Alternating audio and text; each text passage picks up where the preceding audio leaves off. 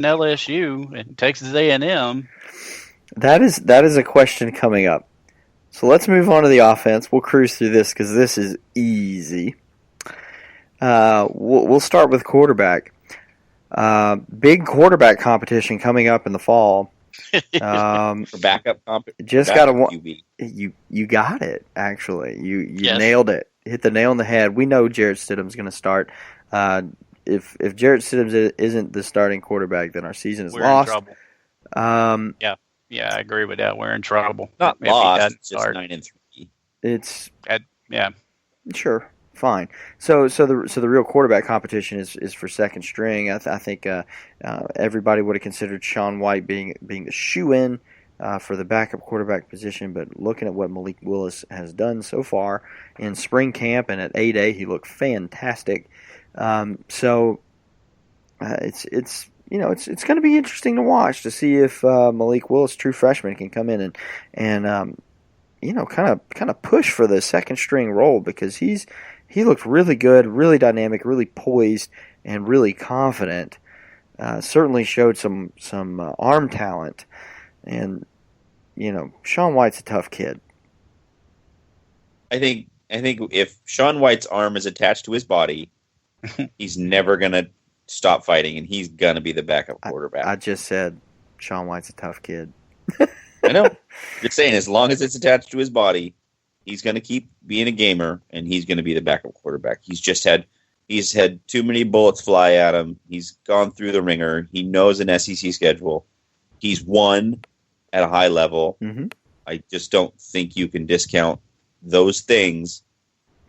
Great. Malik Willis did it in a spring game playing against third-string guys, and that's great. I'm glad that he has potential. But when real SEC defenses start disguising coverages and doing things you've never seen before, I want Sean White to be the backup, because he's not going to lose you a game unless he throws an interception, because his arm is actually literally falling off and he loses to Georgia, or he breaks it and loses to Oklahoma. Moving on. Well, I didn't think that was his fault on that one, but look, yeah, Malik Willis had a great A game, but having a great A game is like winning a beauty pageant at the Alabama School of the Deaf and Blind. It really doesn't mean a whole lot. It's not that great. It's A-Day. It doesn't matter. Now, granted, there are some things you can see, but in the end, it's A game. And it's Auburn versus Auburn, and who's going to win, who's going to lose? Auburn. But let's just backtrack to A-Day 2 years ago. Let's backtrack to A-Day last year. A-Day last year was I came away from that game disparaged and distraught. I came away from it this year feeling fantastic. So yeah, well, you can see some writing on the wall from an A-Day game. But at the same time, you don't want to put a whole lot into it. And Sean White's been there now, 3 years? Yeah. I don't see Willis overtaking him for a while. At the best for Willis, he would overtake him for the second position by the 10th or 11th game. It's just the experience factor. Sean White's been there. It's like Krause said, he's had the bullets thrown, flying at him. And by the way, the kid is hulking out now. He's up to 222, from what they're saying. So watch out. He has beefed up this offseason. So moving on from the quarterback to who's going to keep him upright. We had some losses on the offensive line. Yes, I would say subtract, or what's that old adage? Addition by subtraction. Yes, sir. And really? Thank you guys. And doggone Dampier is gone now, and God love him, great kid, but I think we're better off without him. But you basically just lost an All-American guard. Well, by no means am I saying that we're better off without him. I was talking about Dampier.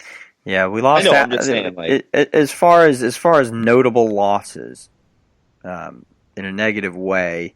First and foremost, Alex Kozan at the guard position, obviously, and then steady right tackle in Robert Leff.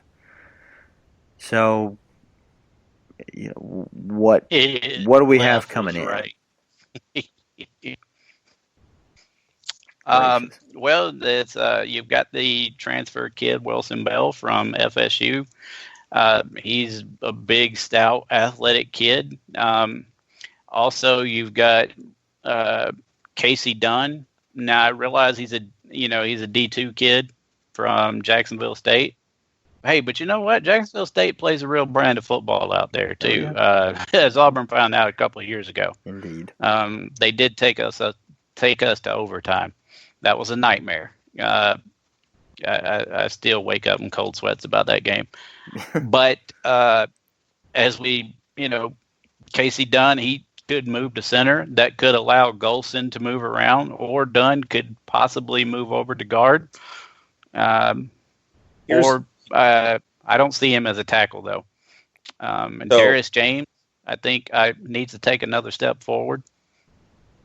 Go ahead, Kraus. As the offensive line guy, I think your best bet is Darius James, left tackle. Sure. Keep him there. He made really big strides at left tackle. It's a really hard place to play out there when you got to go up against the best pass rushers in the nation, period, day in, day out. And he's going to get better. He was a little slow in his feet. I think if he got a little bit lighter, I think he played a little heavy last year. Mm-hmm. But if he gets in that 320 range instead of that 330 range, I think he's got the power and the punch and the feet to play there. And he's a mean man. He's okay out there. He does have that nasty streak. I agree. I would like to see Calvin Ashley at left guard. I don't think he'll play this season. I think if Darius James goes down, he's the next man up. I think he's too good. But here's the thing. Once Darius James leaves, Calvin Ashley's your next left tackle. I'd like to see Calvin Ashley get playing time. His body's ready. He's ready. Put him at left guard. It's not like Mike Horton's just blowing the socks off of anybody. I think if you put him in there, you kick him out. I've always loved that progression where you put a guy in the middle. It's easier. You're not having to read as much. You're not on an island. You have the center to help. Golson is an extremely smart senior center who can help him out. And Darius James is a set. You put him between two seniors, he'll survive.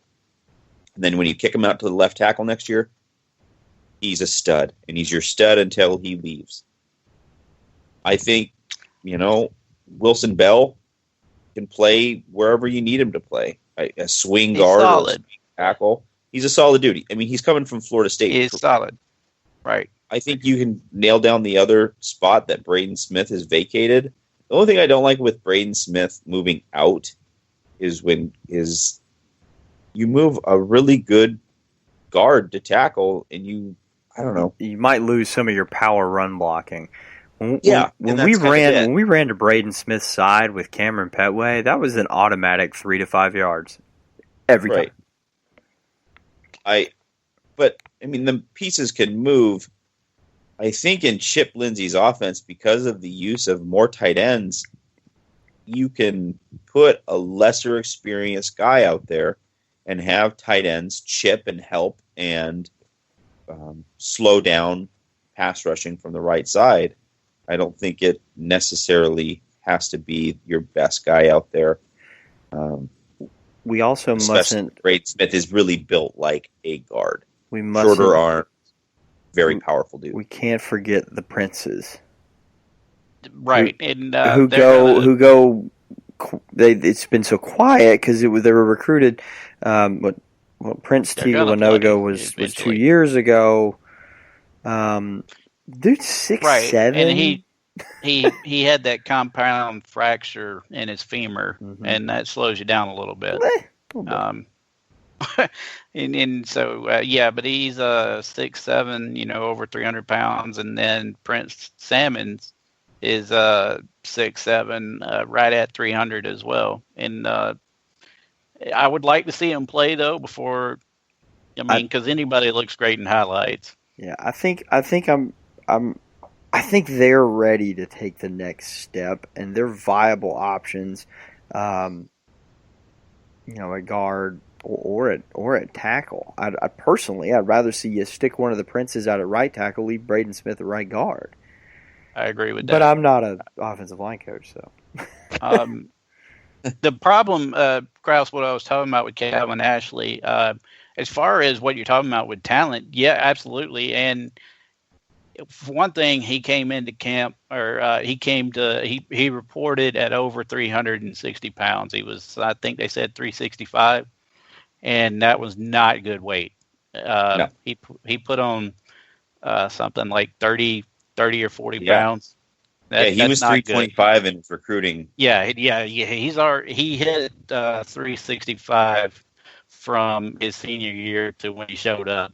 I know you lose the weight really quick, but 40 pounds, that's a lot in the off. I mean, that means he wasn't taking care of himself at all. Right. No. And if and I never heard that. He is really that out of shape, then he's showing that he didn't want it that bad. And then you have to go with you have to go with Mike Horton at left guard. And he also he just had the surgery yesterday on his eyeball, which it's not supposed to be too serious, but he can't be in contact for a few weeks again, right before fall camp starts. So that's why I don't think it has nothing to do with talent and ability. I know he has worlds of it. It's just those two factors I think will keep him from playing this year. And he might, if he can play himself into shape, he might earn that, where Darius James was last year and be the big. Absolutely. He could be there by the end of the season too. I agree totally with you. And get your game day experience there, because I don't think Ship is going to go away. You don't see it much in Arizona, but I think it's just a staple of what Gus wants to do in certain sets, especially goal line stuff, that you're not going to go away from that 6 offensive lineman set where the tight end comes out and you're putting in a 320-pound big boy to move some piles. And we're having sightings of tight ends again. Like, I didn't know those existed. I completely forgot about it. Lex, if you want to explain to the listeners what a tight end is, I know Auburn hasn't seen one of those in a coon's age. These are fabled creatures. Oh man! I mean, there's no O.J. Howard on this roster yet, but no, the talent that Auburn collected in basically a year to fill the role isn't bad. The Sal Cannella is huge. Yeah, he's a big boy at 6'5". You could see him actually playing slot receiver, kind of a la Jimmy Graham. Okay, you see that a lot in the Chip Lindsey offenses. I think I think that's something we also need to get really used to, and we haven't. We talked about it when he got hired, and the season kind of sputtered out. But this is offense. You just gotta you can't close your eyes and think Auburn football. Like, you gotta go watch Arizona and how they use their big, tall, monster wide receivers, and they're really close to the formations a lot. And they put them in matchups. So I'm gonna bounce this over to the running backs real quick, because this shouldn't take long. So we got Cam Petway. He's a monster. Bubba. We got he's pretty Kerryon Johnson. He's a different kind of monster, but he's pretty good at football. He's okay. He seems he knows how to run a little bit. We have, on a side note, not really a running back. Hopefully stays in the H-back lead blocker role, and I think could really blossom this year. I said that last year, and I'm sticking by it for this year. If we can just keep him. He did, to an extent. He did. If we can prevent the fake pass pirouette. Favorite play. pirouette, the pirouette, Chandler the Cox. wild